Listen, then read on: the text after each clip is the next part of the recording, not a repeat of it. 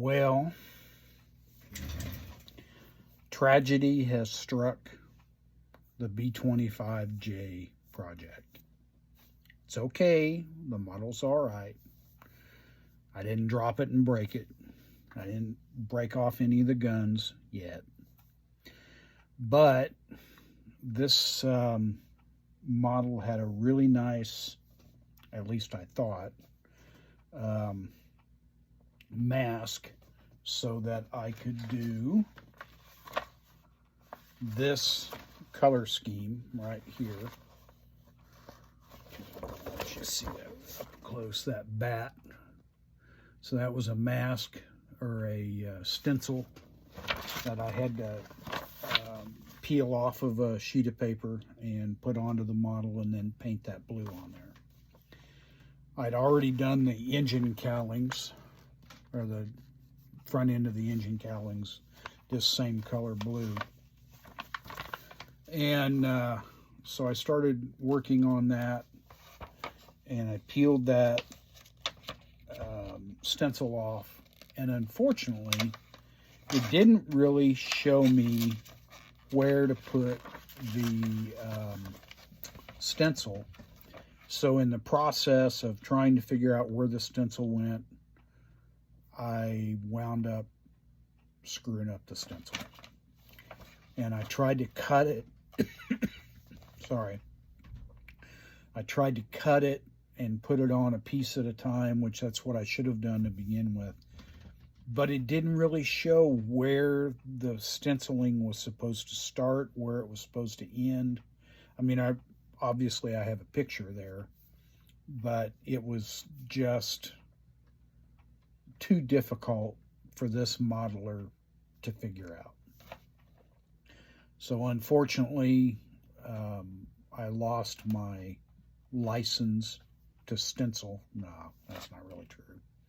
Unfortunately, I just didn't do a good job, and so I had to deep six that particular stencil and that idea. So I have gone to a slightly less challenging stencil, if you will. I went with this color scheme here. I'm going with this color scheme here.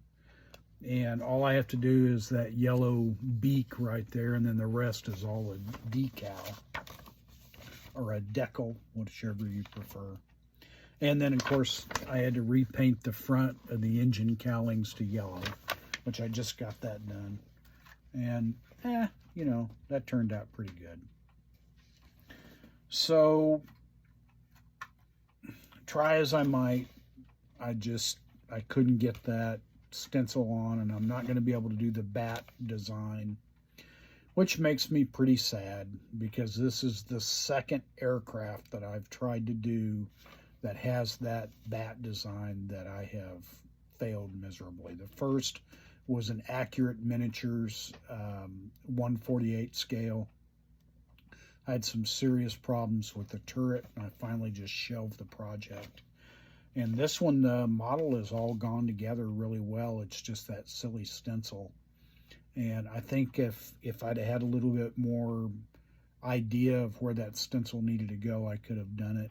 But if you have this model in your stash, if you have the Eduard B-25J Mitchell Strafer in your stash, and you want to do that blue bat on the front, I would highly recommend, when you get ready to take that stencil off the sheet and put it onto the model, that you cut it in several places, strategic places, and put that stencil on a piece at a time. I think you would be a lot happier. And I wish you all the luck in the world. I hope that you have a lot better success than I have had. So that's my update for the Mitchell Strafer. It's almost done. I'll probably have it done maybe Monday, maybe even this week. And I've lost a couple of these exhaust ports that you see on the engine nacelle. One of them I'm going to have to rebuild with putty. And after that dries really good, I'll shape that with a knife or something and make it look like that little teardrop exhaust port. But that's my fault. That's not the fault of the model. So that's this guy's fault. But anyway, that's your update. Sorry I didn't have more for you. I do have the landing gear done. Yay, landing gear. So I'm going to add some weight to the nose. This is, you know, I've got the yellow taped up. This is the olive drab on the nose. Actually, I take that back. That's not the olive drab. That's just the primer. I still have to do the olive drab. But anyway, I'll have the nose done. I'm going to add some weight to it, and then I'll put in the guns and what have you. But that's your update. We'll talk to you later. Bye.